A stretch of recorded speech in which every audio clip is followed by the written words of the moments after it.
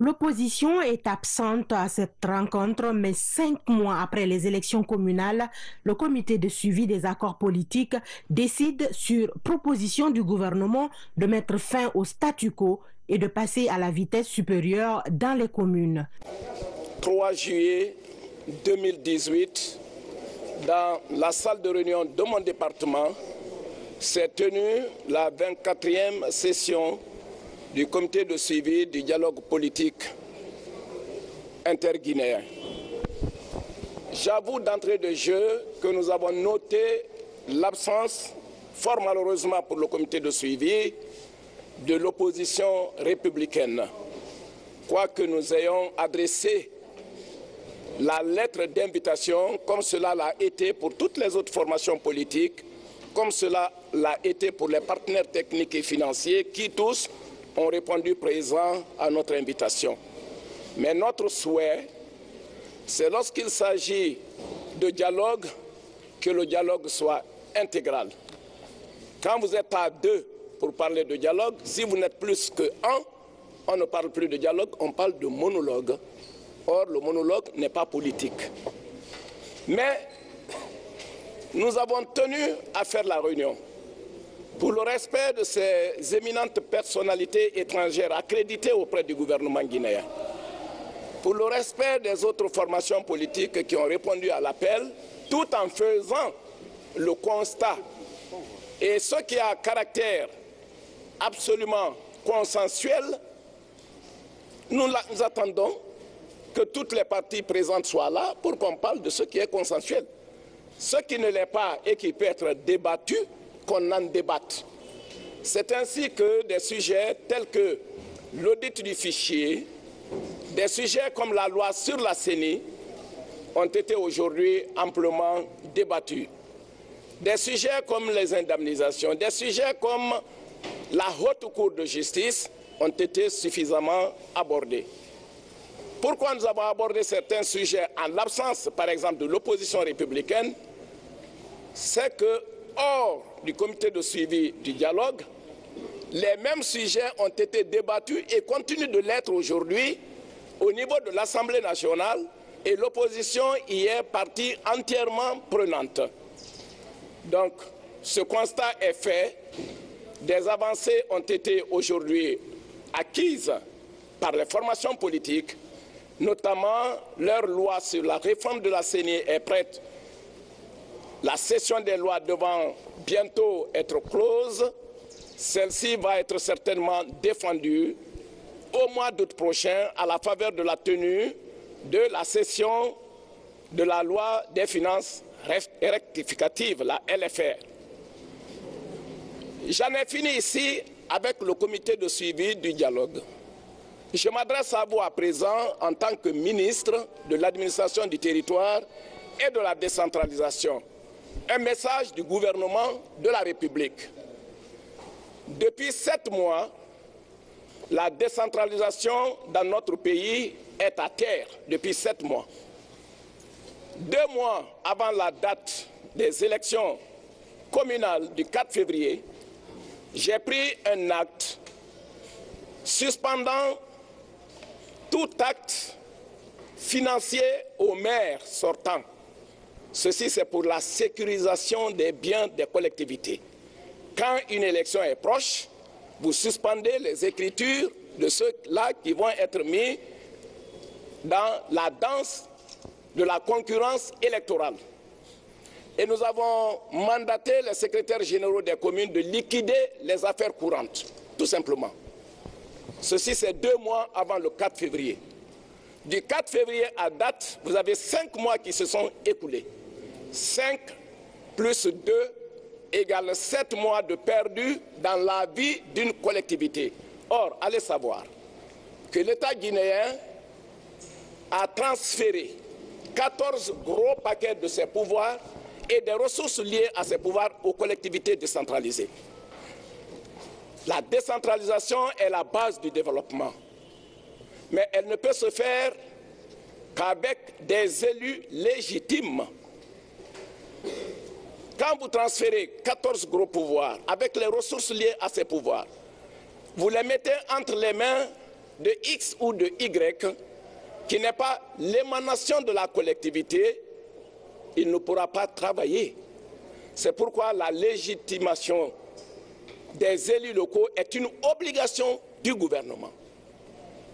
Sur les 330 collectivités décentralisées de la Guinée, 342 collectivités, vous n'en avez que 12, pas que je minimise le chiffre 12, mais c'est 12 collectivités sur 330 où il y a du contentieux électoral. Est-ce qu'il faut d'ailleurs parler de contentieux électoral? Je l'ai dit, à la première session du comité de suivi du dialogue,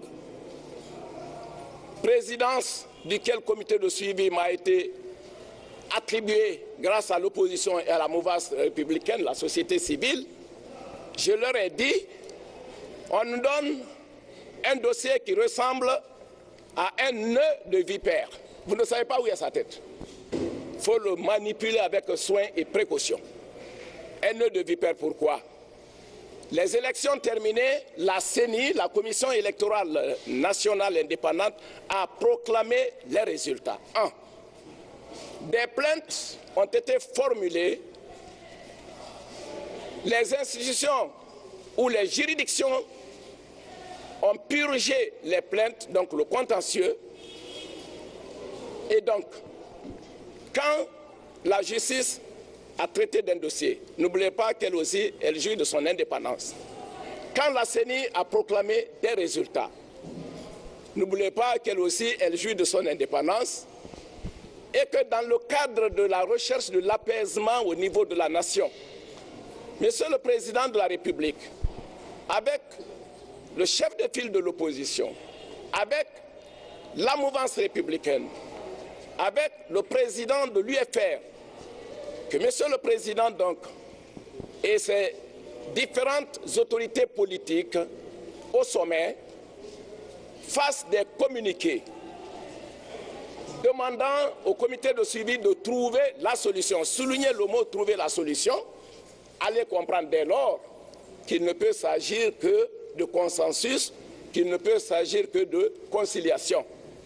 Or, la conciliation en milieu politique ressemble très souvent à la conciliation de l'hyène et des chèvres, n'est-ce pas, dans un enclos. Très difficile à obtenir, parce qu'il s'agit d'intérêts que les uns et les autres défendent, et cela à juste titre, parce que c'est cela l'essence même du jeu politique. Bref, j'ai donné donc le ton dès la première session du comité de suivi. Aujourd'hui, on en est à la 24e.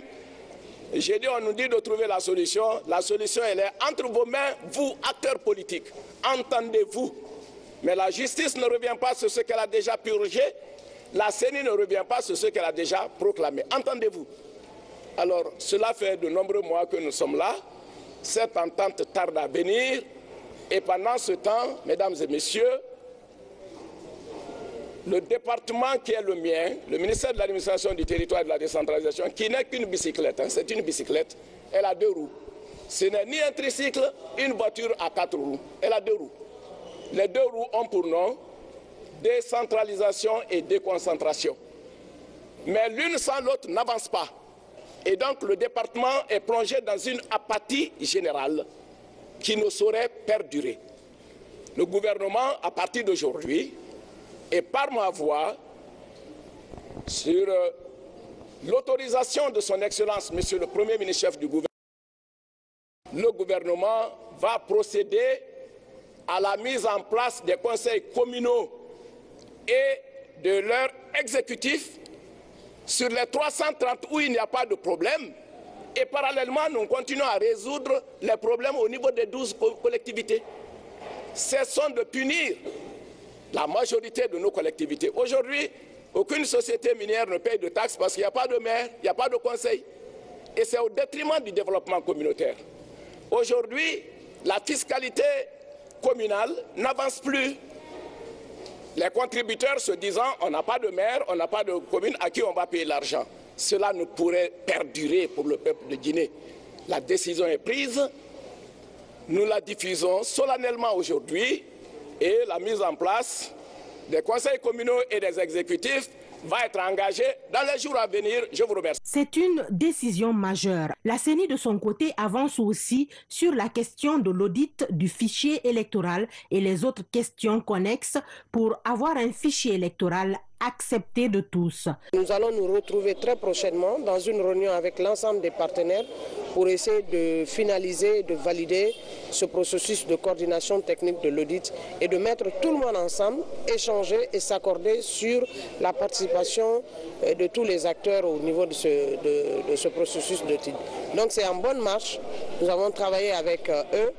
Et nous sommes pratiquement en train d'aller vers la phase d'exécution de l'audit du fichier électoral. Quant à la loi sur la CENI, il a été rapporté par l'honorable Amadou Damaro Camara de la mouvance présidentielle qu'un consensus est trouvé au niveau des 3 groupes parlementaires et qu'une première mouture est prête. Mais le vote de cette loi prévue ce mardi aurait été reporté au mois d'août pour respecter toute la procédure requise en la matière.